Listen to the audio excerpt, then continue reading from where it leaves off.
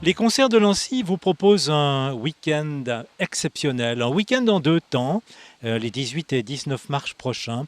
Je vous parlerai du 18 tout à l'heure, à la fin de l'interview que je vais mener avec deux personnalités des arts et de la culture.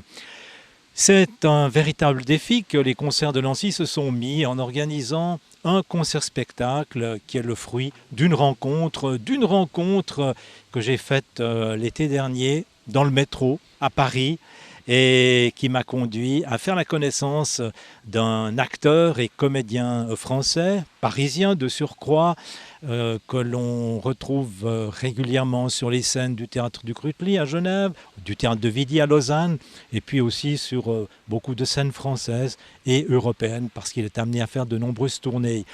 Ce comédien s'appelle Jean-Charles Dumay. Il a tourné dans une trentaine de films et de films télévision. Bonjour Jean-Charles Dumay. Bonjour. C'est un plaisir de vous avoir ici à Lancy. C'est aussi un honneur.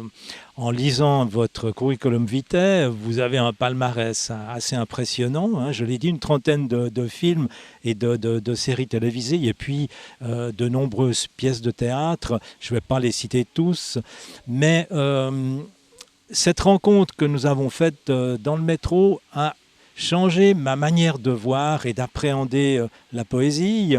Et puis, elle nous a permis aussi de concevoir un spectacle produit par les concerts de Lancy, dans lequel nous accueillons aussi un musicien genevois qui a déjà fait les honneurs de la cave Marignac, qui s'appelle Nicolas Hafner, auquel je poserai quelques questions tout à l'heure. On va commencer par Jean-Charles Dumay, à tout seigneur, tout honneur. Un spectacle autour d'un livre de Franck Venaille. Qui est Franck Venaille, Jean-Charles ?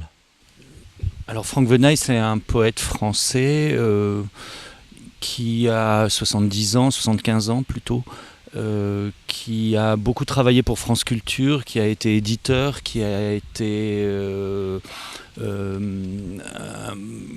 un grand voyageur il est originaire de Paris, il a deux villes et deux régions d'adoption et qui lui sont fortes, et son œuvre se situe entre ces deux pôles, c'est-à-dire Venise pour le soleil et pour la pensée beaucoup plus sombre et plus noire parfois, et l'humour aussi, la Belgique. Voilà, c'est ce qui nous amène d'ailleurs au fleuve Lescaut. Au milieu de sa vie, Franck Venaille découvre qu'il est atteint d'une maladie, et pour cette maladie, c'est la maladie de Parkinson, et pour pouvoir l'accepter, il décide de faire une longue marche de la source de l'Escaut dans le nord de la France jusqu'à son embouchure à Anvers. Et donc, il parcourt chaque jour ces 430 km, et qui l'amèneront à faire un grand voyage intérieur, un grand voyage où il décrira les paysages, la nature, les friches, les usines désaffectées, le paysage donc urbain, et aussi les peuples qu'il croise, les gens qu'il croisera. Et il fait aussi, et c'est ce qui m'a beaucoup plu, un voyage à l'intérieur de l'écriture même de la poésie. C'est-à-dire que c'était un long poème qui est composé à la fois de prose, à la fois de très légères sentences qui sont quasi des haïkus, et d'autres moments qui sont complètement versifiés, complètement composé. Et moi, travaillant sur ce texte depuis un bon moment, et ce hasard heureux et malicieux, comme dirait Mallarmé, qui nous a fait nous rencontrer, m'a permis aussi, par ricochet, de rencontrer Nicolas Hafner. Et puisque je rêvais vraiment de ce texte accompagné par un musicien, et Michel a eu la délicatesse, la gentillesse et l'extrême intelligence de me permettre de rencontrer Nicolas. Et je pense que vraiment ce projet n'a de sens et ne trouve sa forme, pour l'instant encore fragile, mais trouve son sens en tous les cas, oui, effectivement, qu'accompagné et mis en musique et partagé. Enfin, je sais pas, j'ai l'impression que le geste est partagé vraiment entre nous deux.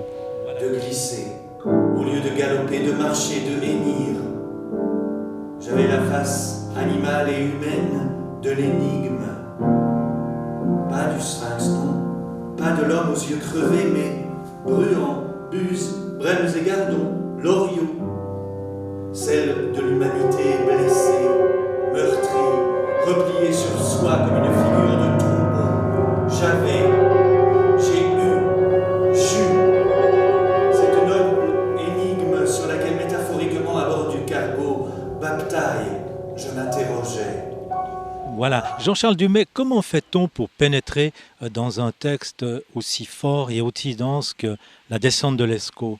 Alors je le rencontre, ce texte, j'avais travaillé avec avec un cinéaste sur une adaptation d'un texte qui avait vu le jour et qui était devenu un film, The Secret Sharer. Et nous avons montré ce film à l'école de philosophie à Paris, à côté de la Sorbonne. Et puis là, les élèves un peu passionnés de littérature, ça je l'ai compris assez vite, je leur demande, après 2 verres de blanc, s'ils n'ont pas un texte, un auteur, quelque chose qui leur semble manquer dans le paysage de la poésie contemporaine, enfin dite, la poésie dite, et lue. Et là, à l'unisson, ils me parlent tous de La descente de l'Escaut de Franck Venaille. Le hasard fait que quelques jours plus tard, je croise Denis Lavant avec ce recueil entre les mains. Et la dernière, oui, vraiment, c'est une aventure qui n'est que le fruit de rencontres heureuses. Et le dernier poème, c'est La descente de l'Escaut, dans ce recueil. Et voilà, donc je m'y plonge, je prends la décision d'essayer d'en faire un spectacle, un projet, un poème épique, long, avec un musicien. Il y a déjà eu une version, donc, précédemment. Non, je l'ai lu devant des amis, je l'ai éprouvé d'une certaine façon, et moi je l'ai travaillé très régulièrement pendant 2 ans, et je le lis toutes les semaines, je le lis in extenso tous les dimanches. Enfin voilà, c'est un texte qui m'accompagne depuis maintenant 2 ans, oui. Et là, tout à coup, les joies des rencontres, encore une fois, font qu'il va avoir un vrai espace d'existence. Et ça, j'en suis d'ores et déjà très heureux. Enfin. Voilà, et je crois que Franck Venaille est très heureux que son poème, son ouvrage, voilà, soit dit ici. Quand je lui ai demandé si j'avais toujours le droit de le dire, s'il n'y voyait pas aucun inconvénient. Puis surtout, il m'avait mis une espèce de pression un peu folle en me disant que « mais je sais que vous allez le faire ». Donc bon, nous voilà obligés de le faire. Et puis, pour la petite anecdote, j'avais lu de lui, il m'avait demandé, après que je l'ai rencontré, de lire de lui son dernier poème, des extraits de son dernier recueil de poèmes. Et à l'issue de la lecture, je le trouvais bien triste, bien sombre, et je me demandais si j'avais pas un peu lu de traviole ou si j'avais pas été maladroit. Et là-dessus, sa femme me confie que c'était la première fois que lui ne pouvait pas lire en public. Et que c'était pour lui donc forcément une joie d'entendre une autre voix, mais concrètement une vraie douleur de sentir qu'il avait franchi une étape dans la maladie et dans son parcours. Voilà. C'est un monsieur qui continue à écrire, qui continue vraiment à... Et qui donne des conférences aussi. Et qui donne des conférences. Ouais. Alors il est très long physiquement, le corps est entravé, le corps est fatigué, le corps est oui, entravé, c'est le mot le plus juste, mais la pensée demeure vive, et il commence le poème là-dessus en disant que sa pensée demeure vive, et effectivement on voit tout de suite son œil s'allumer, même s'il met 10 minutes pour parcourir 20 mètres.